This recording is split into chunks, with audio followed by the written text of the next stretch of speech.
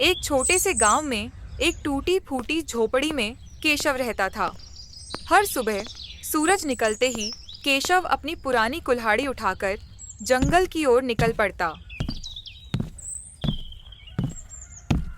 वह पेड़ों की सूखी टहनियां काटता और फिर उसे बाजार में बेचता था।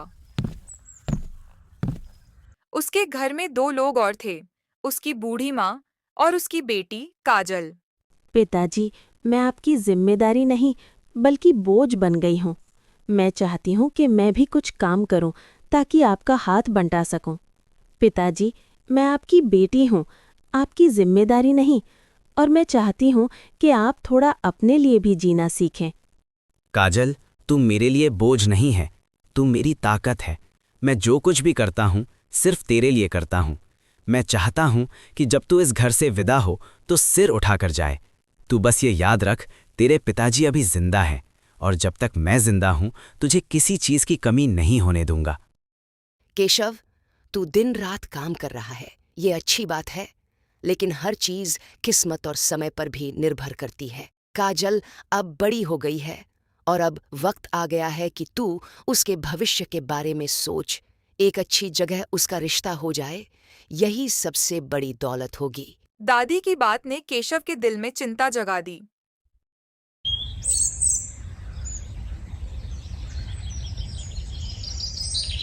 दिन बीतते गए और काजल की उम्र भी बढ़ती गई।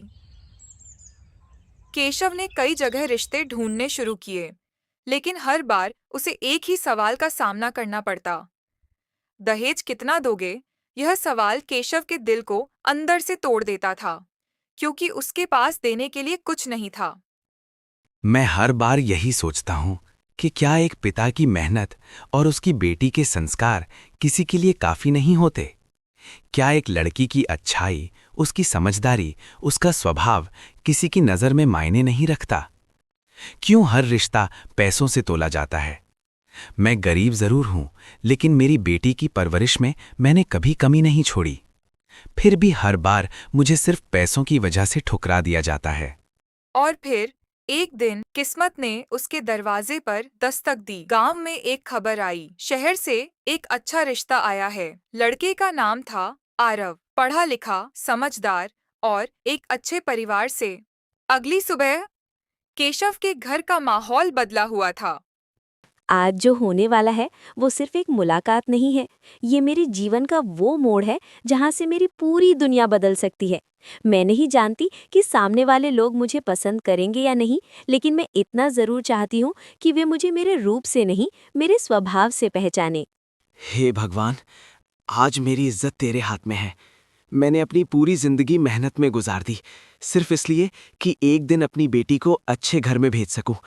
आज अगर ये रिश्ता भी किसी वजह से टूट गया तो शायद मेरे पास फिर कोई मौका नहीं बचेगा। उतने में ही लड़के वाले आ जाते हैं। लड़के की माँ, जिसका नाम शारदा था। शारदा ने काजल को ध्यान से देखा। कुछ पल की चुप्पी के बाद, देखिए केशव जी, हम लोग सीधे साधे लोग हैं और बातों को घुमा फिरा कर करने में विश्वास नहीं रखते। लड़की हमें ठीक लगी है, इसमें कोई शक नहीं है, लेकिन शादी सिर्फ दो लोगों का मिलन नहीं होती, दो परिवारों का संबंध होती है, और इस संबंध में जिम्मेदारियां भी होती हैं। आजकल समाज में एक स्तर होता है, एक प्रतिष्ठा होती है, जिसे बनाए रखना जरूरी होता है। इसलिए मैं साफ साफ पूछना चाहती हूँ कि आप अपनी बेटी की शादी में क्या दे सकते हैं, क्योंकि ये जानना हमारे लिए जरूरी है कि हम इस रिश्ते को आगे बढ़ाएं या नहीं। यह सुनकर केशव के चेहरे का रंग बदल गया। यह वही सवाल था जिसने हर बार उसकी उम्मीद तोड़ी थी। शारदा जी, मैं आपकी बात समझता हूँ और मैं ये भी जानता हूँ कि आजकल समाज में दहेज को एक परंपरा की तरह देखा जाता है, लेकिन मेरी सच्चाई ये है कि मैं एक बहुत ही साधारण आदमी हूँ। मेरी पूरी जिंदगी मेहनत में गुजरी है और जो कुछ भी मैंने कमाया है वो सिर्फ अपने घर को चलाने और थोड़ा बहुत अपनी बेटी की शादी के लिए जोड़ने में लगा है। मैं झूठ बोलकर आपको खुश नहीं करना चाहता, इसलिए साफ कहता हूँ कि मैं ज़्यादा कुछ देने की स्थिति में नहीं हूँ। मैं सिर्फ 20,000 रुपये ही दे सकता हूँ, लेकिन मैं आपको ये विश्वास दिला सकता हूँ कि मेरी बेटी आपको कभी शिकायत का मौका नहीं देगी। कमरे में एक गहरी चुप्पी छा गई। कुछ औपचारिक बातें करके वे लोग वहां से उठकर चले गए। शायद मैं कभी अपनी बेटी के लिए कुछ अच्छा नहीं कर पाऊंगा। हर बार जब मैं उम्मीद करता हूँ, हर बार जब मैं सोचता हूँ कि इस बार सब ठीक होगा, तभी कुछ ऐसा हो जाता है कि सब बिखर जाता है। क्या मेरी मेहनत इतनी छोटी है कि वो किसी के सामने कोई मायने नहीं रखती? क्या मेरी बेटी की अच्छाई, उसका स्वभाव, उसकी परवरिश किसी के लिए ज़रूरी नहीं है? अगर सब कुछ पैसों से ही तय होना है, तो फिर मेरे जैसे इंसान के लिए इस समाज में कोई जगह नहीं है। उधर शहर में आरव के घर का माहौल पूरी तरह बदल चुका था। शारदा के चेहरे पर नाराजगी साफ दिखाई दे रही थी और आरव के चेहरे पर एक अजीब सा सन्नाटा। कुछ देर तक कोई कुछ नहीं बोला, लेकिन फिर आरव ने वह चुप्पी तोड़ी। मैं समझ नहीं पा रहा हूं कि हम लोग आखिर किस तरह की सोच के साथ जी रहे हैं। हम कहते हैं कि हम पढ़े लिखे हैं, हम खुद को समझदार और आधुनिक मानते हैं, लेकिन जब बात शादी की आती है तो हम उसी पुराने और गलत रास्ते पर चल पड़ते हैं, जहां इंसान की कीमत उसके पैसों से लगाई जाती है। आज आपने एक ऐसी लड़की को सिर्फ इसलिए ठुकरा दिया क्योंकि उसके पिता अमीर नहीं हैं। लेकिन क्या आपने एक बार भी ये सोचा कि उस लड़की में कितनी अच्छाई है, कितना संस्कार है? क्या एक अच्छे इंसान की कोई कीमत नहीं होती? अगर शादी एक रिश्ता है तो उसमें बराबरी होनी चाहिए, ना कि खरीद फरोख्त। और अगर ये रिश्ता सिर्फ पैसों के दम पर टिकेगा तो वो रिश्ता कभी खुश नहीं रह सकता। तुम जितनी बड़ी बड़ी बातें कर रहे हो वो सुनने में बहुत अच्छी लगती हैं, लेकिन जिंदगी सिर्फ आदर्शों से नहीं चलती, उसमें हकीकत भी देखनी पड़ती है। समाज में हमारी एक पहचान है, एक इज्जत है, और उसे बनाए रखना हमारी जिम्मेदारी है। लोग क्या कहेंगे अगर हमने अपने बेटे की शादी एक ऐसे घर में कर दी जहां देने के लिए कुछ भी नहीं है? आज तुम कह रहे हो कि तुम्हें दहेज नहीं चाहिए, लेकिन कल जब लोग ताने देंगे तब क्या तुम वही मजबूती दिखा पाओगे? मैं माँ हूं तुम्हारी, और मैं तुम्हारे भविष्य के बारे में सोच रही हूं। मैं नहीं चाहती कि तुम बाद में पछताओ। शारदा बहुत लालची थी। वह बेरहम और कठोर थी। अगर मेरी खुशी किसी की नज़रों और समाज की बातों पर निर्भर करती है, तो फिर वो खुशी कभी सच्ची नहीं हो सकती। मैं अपनी जिंदगी किसी और की सोच के हिसाब से नहीं जी सकता। मैंने काजल में वो सब देखा है जो एक जीवन साथी में होना चाहिए: सादगी, सम्मान, समझदारी और दिल की सच्चाई। अगर मैं सिर्फ पैसों की वजह से उसे छोड़ दूं, तो मैं खुद अपनी नज़रों में गिर जाऊंगा। इसलिए मैं साफ कह रहा हूं कि मैं शादी करूंगा तो सिर्फ उसी से। और अगर ये बात आपको मंजूर नहीं है तो मैं शादी ही नहीं करूंगा। यह सुनते ही शारदा के पास कोई जवाब नहीं बचा। आखिरकार उन्होंने मजबूरी में इस रिश्ते के लिए हाँ कर दी। कुछ ही दिनों में काजल और आरव की शादी हो जाती है। शुरुआत के कुछ दिन सब ठीक था। शारदा मीठा बोलती थी, प्यार जताती थी, लेकिन यह सिर्फ एक दिखावा था। एक दिन जैसे ही आरव ऑफिस के लिए निकला, बहू, मेरी बात ध्यान से सुनो। मैंने घर के नौकरों को काम से निकाल दिया है। आज से सारा काम तुझे ही करना है। एक तो तुम्हारे पिता ने दहेज में कुछ दिया नहीं। तुम्हारी वजह से हमारी समाज में कितनी बदनामी हुई है तुम्हें पता है?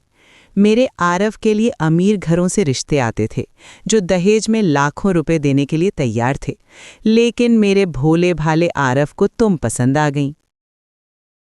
यह सुनते ही काजल के चेहरे का रंग उड़ गया। शारदा का व्यवहार अब पूरी तरह बदल चुका था। जब आरव घर पर होता, वह एक प्यार करने वाली माँ और सास बन जाती, लेकिन जैसे ही वह ऑफिस जाता, उसका असली चेहरा सामने आ जाता। तू यहाँ बहू बनकर आई है, कोई मेहमान नहीं। और ये मत भूल कि इस घर में तेरी इज्जत तेरे काम से तय होगी, तेरे संस्कारों से नहीं। तेरे बाप ने भले ही तुझे बड़े संस्कार सिखाए हों, लेकिन यहाँ उन संस्कारों की कोई कीमत नहीं है जब तक तू इस घर के हिसाब से खुद को नहीं बदलती। हर चीज मेरे तरीके से होगी, मेरे समय से होगी और मेरी मर्जी से होगी। और अगर तूने जरा सा भी मेरे खिलाफ जाने की कोशिश की तो मैं तुझे इस घर में टिकने नहीं दूंगी। काजल हर दिन सब कुछ सहती रही। वह जवाब दे सकती थी, लेकिन उसने चुप रहना चुना, क्योंकि वह अपने पिता की इज्जत को ठेस नहीं पहुंचाना चाहती थी। लेकिन इंसान कितना सह सकता है? मैंने कभी सोचा भी नहीं था कि जिस घर को मैं अपना समझकर आई हूँ, वही घर मुझे हर दिन ये एहसास कराएगा कि मैं यहाँ की नहीं हूँ। मैं हर सुबह ये उम्मीद लेकर उठती हूँ कि शायद आज कुछ बदल जाएगा, शायद आज मांजी मुझसे प्यार से बात करेंगी। लेकिन हर दिन वही ताने, वही बातें, वही दर्द दोबारा सामने आ जाता है। मैं कोशिश करती हूँ कि मैं सब कुछ सही करूँ, हर काम बिना गलती के करूँ, लेकिन फिर भी मुझे कभी सराहना नहीं मिलती। मुझे ऐसा लगता है जैसे मैं इस घर में नहीं बल्कि किसी परीक्षा में हूँ, जहाँ हर दिन मुझे खुद को साबित करना पड़ता है, और मैं अब थकने लगी हूँ। काजल की आंखों में अब सिर्फ आंसू नहीं थे, बल्कि एक गहरी थकान थी।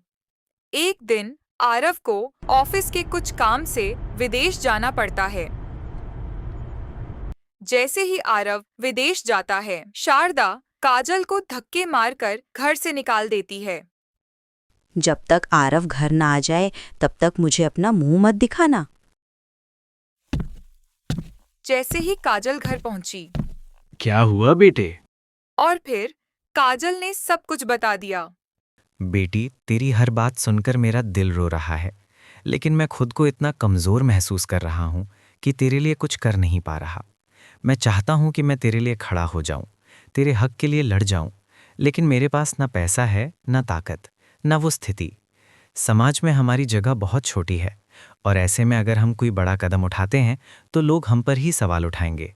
मैं नहीं चाहता कि तेरी जिंदगी और मुश्किल हो जाए, इसलिए मैं तुझसे यही कहूँगा कि थोड़ा और सब्र कर।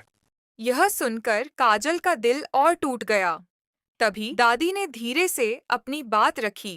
केशव, हर समस्या का हल सिर्फ सहन करना नहीं होता, और हर बार चुप रहना भी सही नहीं होता। अगर सामने वाला इंसान अपनी गलती नहीं समझ रहा तो उसे समझाने के लिए तरीका बदलना पड़ता है। काजल अब तक सहती रही क्योंकि उसे उम्मीद थी कि सब ठीक हो जाएगा, लेकिन अब वक्त आ गया है कि हम हालात को अपने हिसाब से बदले। हम लड़ाई नहीं करेंगे, हम झगड़ा नहीं करेंगे, लेकिन हम ऐसा करेंगे कि सामने वाले को खुद अपनी गलती का एहसास हो, और ये काम ताकत से नहीं बल्कि दिमाग से होगा। दादी, मैं बदला नहीं चाहती। मैं सिर्फ इतना चाहती हूँ कि मांजी को ये समझ आए कि उन्होंने मेरे साथ जो किया वो गलत था। मैं चाहती हूँ कि वो मुझे एक इंसान की तरह देखें, न कि एक बोझ की तरह। अगर आपकी योजना से किसी को चोट नहीं पहुँचेगी और सिर्फ सच्चाई सामने आएगी, तो मैं आपके साथ हूँ, क्योंकि अब मैं अपनी चुप्पी से खुद को और नहीं तोड़ना चाहती। अब ध्यान से सुन, हम सीधे मुकाबला नहीं करेंगे। हम ऐसा करेंगे कि शारदा खुद अपने ही शक में फंस जाए। हम उसके आसपास ऐसी परिस्थितियां बनाएंगे कि उसे लगे कि उसके साथ कुछ अजीब हो रहा है। धीरे धीरे उसका भरोसा खुद पर से हटेगा, और जब इंसान खुद पर शक करने लगता है तब वह सबसे ज्यादा कमजोर हो जाता है। तू बस वही करेगी जो मैं कहूंगी, और हर कदम सोच समझ कर उठाना, क्योंकि ये सिर्फ एक सबक नहीं बल्कि उसकी सोच बदलने का तरीका है। कुछ दिन बीत जाते हैं। आरव विदेश से वापस घर लौट आया। काजल भी वापस ससुराल आ चुकी थी। उसके चेहरे पर वही मासूमियत थी, लेकिन उसके दिमाग में दादी की योजना साफ चल रही थी। रात का समय, जब सब सो चुके थे, तभी काजल धीरे धीरे उठी। वह चुपचाप शारदा के कमरे की ओर बढ़ी। शारदा गहरी नींद में थी। काजल ने धीरे से अलमारी की चाबी उठाई, अलमारी खोली और उसमें रखे सारे पैसे निकाल लिए और शारदा के ही तकिए के नीचे रख दिए। अगली सुबह आरव को अचानक पैसों की जरूरत पड़ी। माँ, मुझे तिजोरी से 50,000 रुपए निकाल कर दो। शारदा अलमारी के पास गई और जैसे ही उसने अलमारी खोली, अलमारी खाली थी। ये कैसे हो सकता है? मैंने खुद अपने हाथों से पैसे यहाँ रखे थे, और बिना किसी को बताए, बिना किसी को छुए ये पैसे गायब कैसे हो सकते हैं? जरूर बहू ने पैसे चुराए हैं। मैं शुरू से ही जानती थी कि ये लड़की सीधी नहीं है। ऊपर से भले ही भोली बनने की कोशिश करती हो, लेकिन अंदर से कुछ और ही खेल चल रहा है। अब मैं इसे ऐसे नहीं छोड़ने वाली। आज सच्चाई सामने आकर रहेगी। शारदा ने पूरा घर छान मारा, हर कोना देखा, लेकिन कहीं कुछ नहीं मिला। माँ, आपके कमरे में भी देख लेते हैं। ये कैसी बातें करते हो? मैं अपने घर में पैसे क्यों चोरी करूंगी? माँ, ऐसी बात नहीं है। तुमने कहीं गलती से रख दिए होंगे। आरव शारदा के कमरे की तलाशी लेता है। जैसे ही तकिया उठाता है, पैसे वहीं थे। शारदा पूरी तरह सन्न रह गई। मां जी, मुझे लगता है कि आप बहुत ज्यादा थक जाती हैं और कभी-कभी इतनी सारी जिम्मेदारियों के बीच चीजें भूल जाना स्वाभाविक है। मैंने कई बार देखा है कि आप चीजें इधर-उधर रख देती हैं और फिर खुद ही परेशान हो जाती हैं। शायद आपको थोड़ा आराम करने की ज़रूरत है, क्योंकि अगर आप खुद का ध्यान नहीं रखेंगी तो ये छोटी-छोटी बातें आपको और परेशान कर सकती हैं। शारदा कुछ बोल नहीं पाई। अगली रात शारदा और आरव के सो जाने के बाद काजल शारदा के कमरे में जाती हैं और अलमारी से गहने लेकर शारदा के बेड के नीचे रख देती है। सुबह फिर वही हंगामा। मेरे गहने कहाँ गए? किसने चोरी किए हैं? जरूर उस गरीब काजल ने चोरी किए होंगे। अपने बाप के घर से तो गहने लाई नहीं, ऊपर से मेरे गहने चुराती है। आरव, यहाँ जल्दी आओ।